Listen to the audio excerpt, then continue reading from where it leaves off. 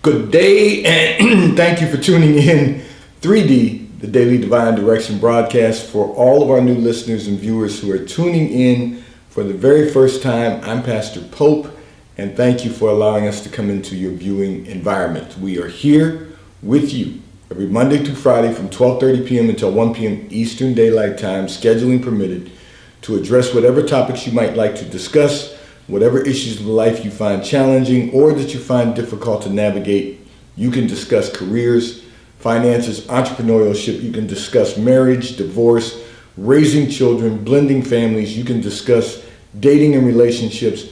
Whatever's in your heart, whatever's on your mind, God is concerned about that which concerns you.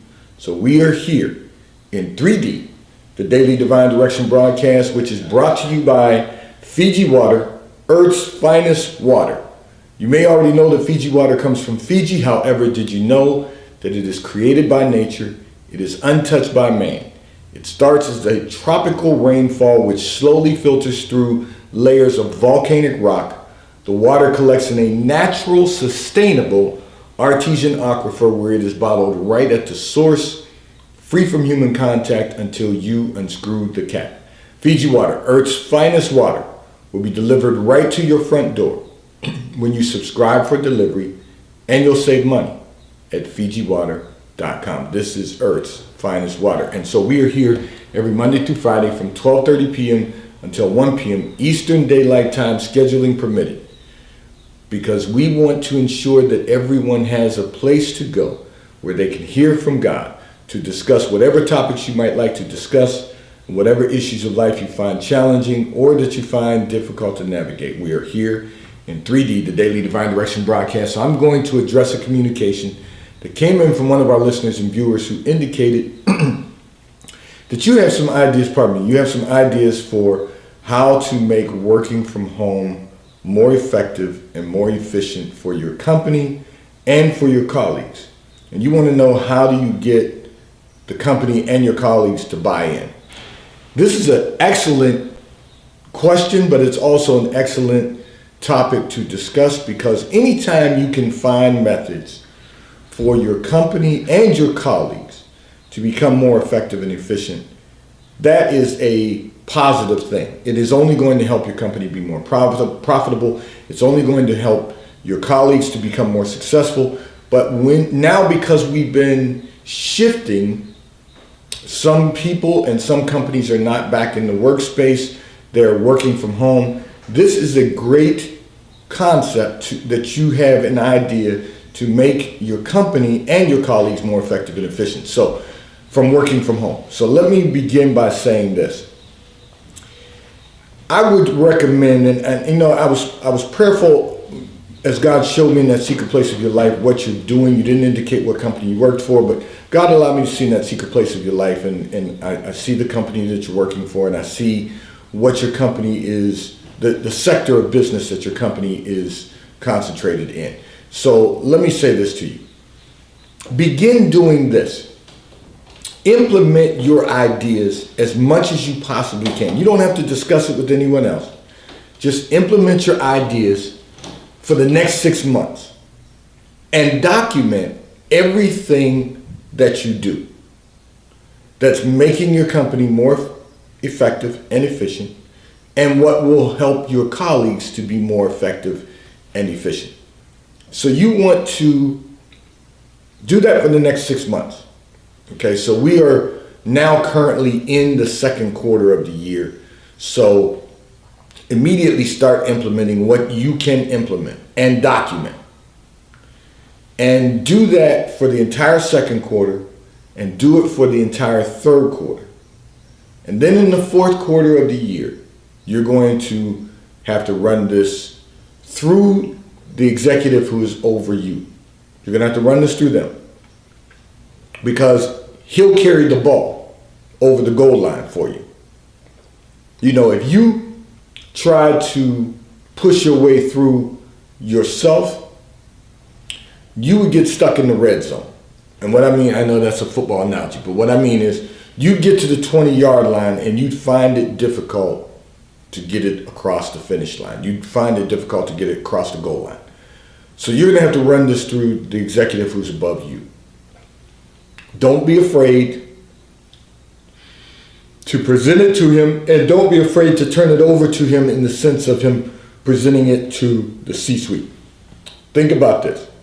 Anything you can do, and this is for all of our listeners and viewers, anything you can do that's going to make your company more effective, going to make your company more efficient, is going to make your company more profitable. And at the end of the day, it's all about the bottom line. So we want to make certain that we are working and building strong companies. All right. Having said that, you don't want this to get stuck, because what God has revealed to you and placed in your spirit is definitely going to change the home work environment. And that is a positive that is going to make everyone better. You know, we talk about becoming the best version of ourselves. It's going to make everyone better. You know, I will share, when we first started working from home, people were working from home and everyone thought it was really cool because you can work from home. You don't have to leave the house. You can be in your fuzzy slippers. You don't have to commute. Everyone thought this was really cool. And so everyone was working to prove that they could do this, that they could work from home, be effective, be efficient. And for a brief period of time, performance increased about 30%. And people thought this was really great. What they didn't take into consideration is that as time went by, people got comfortable with working from home. Now all of the things that they were doing that kept them from being productive in the office, those behavioral traits began to show up at home, and they even got worse. So productivity has dropped off. And the reason is because people who have bad work habits when they're in the office, you could not expect them to improve their work habits at home. All you could expect from them is to get work done, but they weren't going to get any over time. They weren't going to get any more work done than they were doing while they were in the office. Because now you're at home and you're comfortable and you don't have the same people watching you. When you're in the office, all eyes are on you. Now I know that they can track your activity at home, but when you're at home, you only have the eye on you, and that's the eye of the camera on a Zoom lens, if you have Zoom meetings. When your people are working from home, they naturally got comfortable, and as time went by, because we've been doing this now, this pandemic now, for almost 16 months, although we didn't shut down until January. There's a reason it's called COVID-19, because it was first identified in 2019. We were notified in early 2020, and everything shut down the middle of March. So here we are, the middle of April, and we've been doing this for over a year now. People have reverted back to their old habits. They weren't maximizing their time when they were in the office. They're not going to maximize their time when they're at home. So you've come up with an idea that's going to allow everyone to be more effective and more efficient. You have to document, and you really need to implement for the next 6 months so that you can show how everyone can be more effective and efficient working from home, because some of those dynamics are going to change. So let me kind of walk everyone through this. You know, before becoming a clergy, before becoming a pastor, working in the corporate environment, we had floor configurations for offices where you had offices along the wall. Each of us had our own office, and then your assistants were outside of your office. So they were either in a cubicle or they sat at a desk, which might be open air, that's generally the premise. And everyone had their offices along the walls, the four walls, and then you had assistants outside each of the offices. That's the floor plan layout for the corporate environment at that time. And then, modern day, we try new things.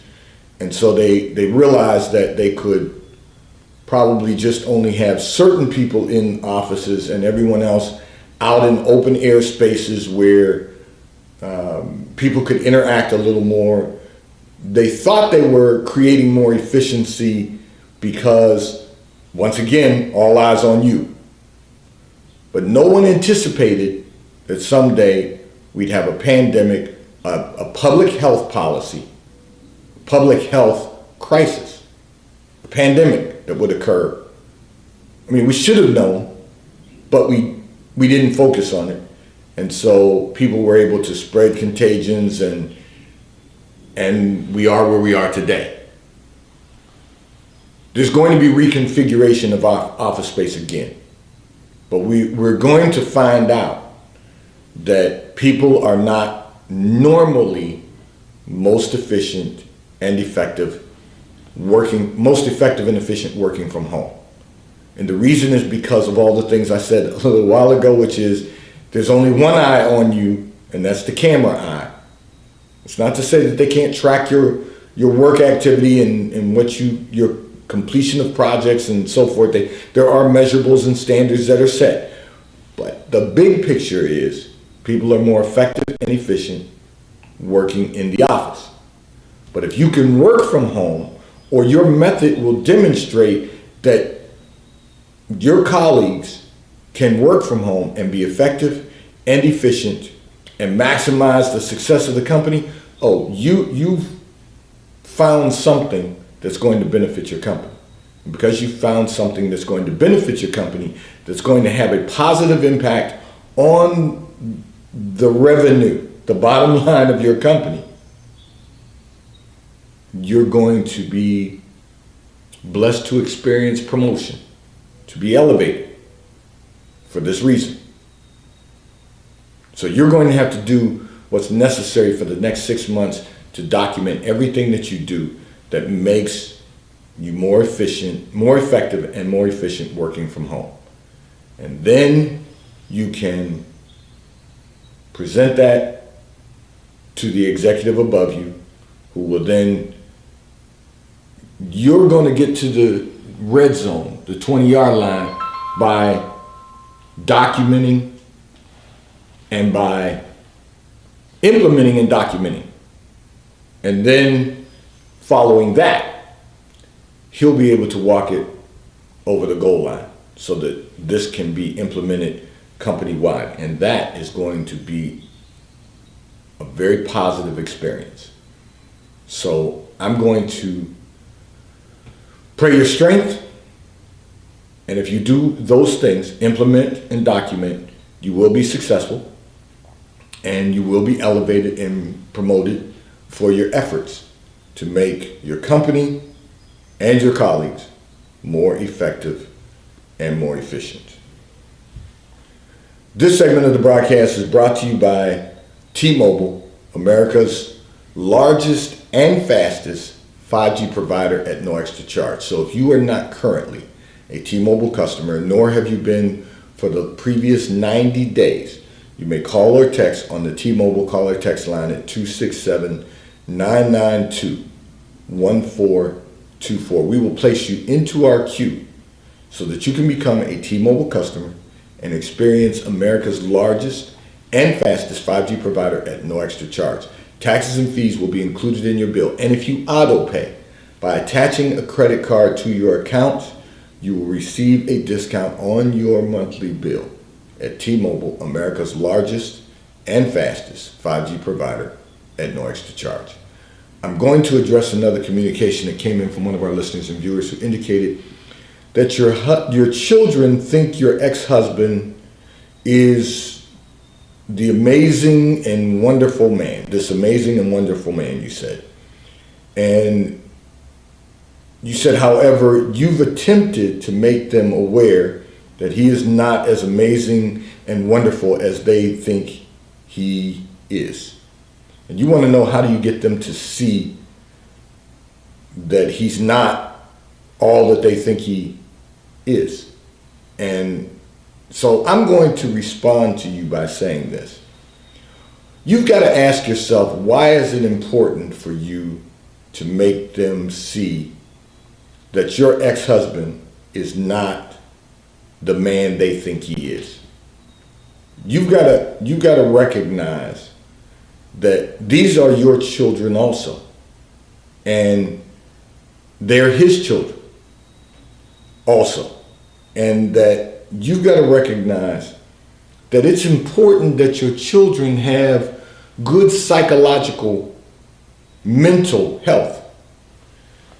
You cannot beat up an ex-spouse verbally, emotionally to your children, because it will disrupt their quality of life. It will disrupt their mental health. You've got to allow them to determine on their own. Now, I'm not suggesting that you've got to, allow anyone to abuse you. He doesn't do that. He's not physically abusive. He's your ex now. He's not verbally abusive to you. And you two only have contact because of the children. And your children are not young anymore. When I say that, meaning you have 3 children. One of them is 16 years of age. One of them is 19 years of age. And the other one is 23. So you have to say to yourself, the young adults are going to determine the relationship they want to have with their father. They're going to determine what kind of man he really is by the way he deals with them. Not by what you say about him, but by what he demonstrates to them. Now, you have one that's still at home, that's a minor. So the two of you only have communication regarding the 16-year-old. And now that they're a 16-year-old, they're also going to be able to form their own opinion based on his behavior, based on his conduct. They're going to make their own decision about him. And the more you try to force them to believe that he's not the man they think he is, that he's the man you divorced, they're going to resent your trying to separate them from their father. You are separated from your ex-husband. You are divorced from your ex-husband, which has caused that separation. Now you have to allow your children to live the life with their father that they desire to live. And if I can keep it real with you, you didn't say this in your communication, but God allowed me to see in that secret place of your life. Your 23-year-old spent a little time living with your ex-husband the last 2 years. Now they've gotten their own apartment and they're still spending time with their father. So their relationship is their relationship. Your 19-year-old has a different relationship with their father, and that is they haven't lived with them. They are attending college, but online right now. Got it. You didn't say that. God allowed me to see in the secret place of your life and their life. And that's the case with many students throughout the country. So that's not odd. But still having a relationship with your ex-husband. So your 16-year-old goes every other weekend to your ex-husband. The 19-year-old goes every other weekend with your ex-husband. the two of them, and then the 23-year-old comes in and spends time with that family, with your ex-husband who hasn't remarried again, but when I say that family, meaning his household with his children. You're still struggling with some of the marital issues, and therefore you're finding it difficult to allow them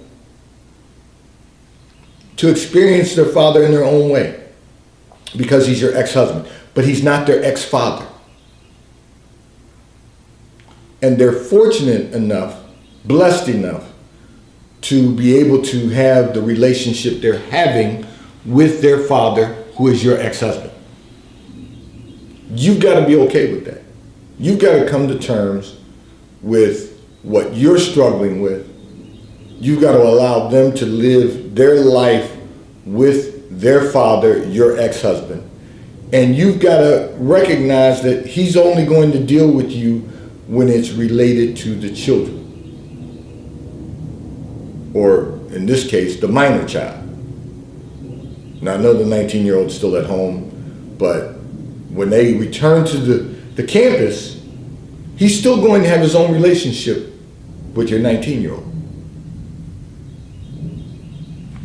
And I want to say this to you.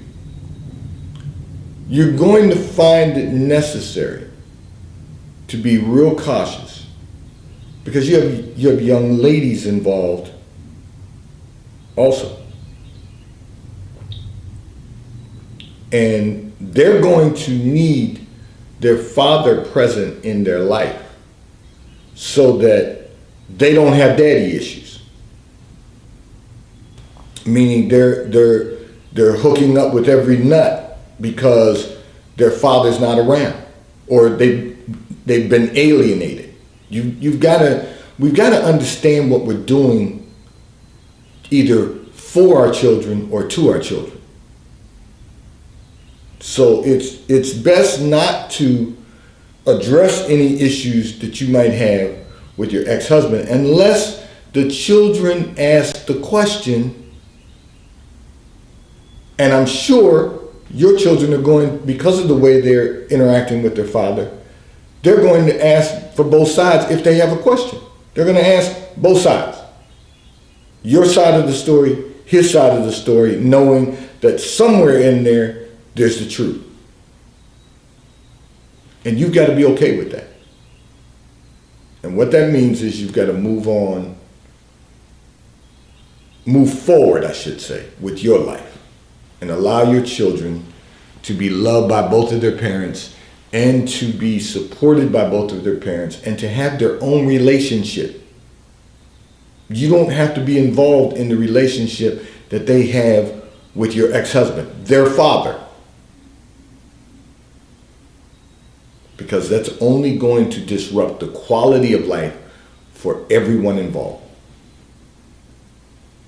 This segment of the broadcast is brought to you by Charles Tyrwhitt, located in London, the UK. They also have stores in New York, Chicago, Washington, D.C., and at the King of Prussia Mall in King of Prussia, Pennsylvania. So if you're in any of those areas, check their store hours, stop in at their retail stores. They have everything a man could possibly need: shirts for men, ties for men, suits for men, and accessories.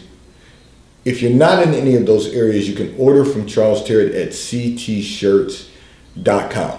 They will ship and deliver right to your front door in an appropriate period of time.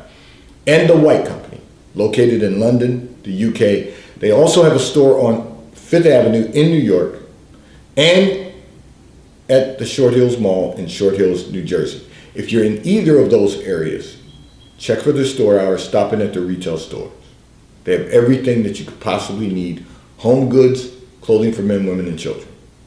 If you're not in either of those areas, you can order from The White Company at thewhitecompany.com. They too will ship and deliver right to your front door in an appropriate period of time.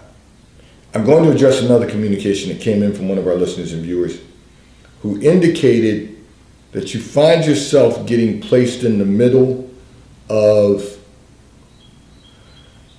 personal problems with your siblings.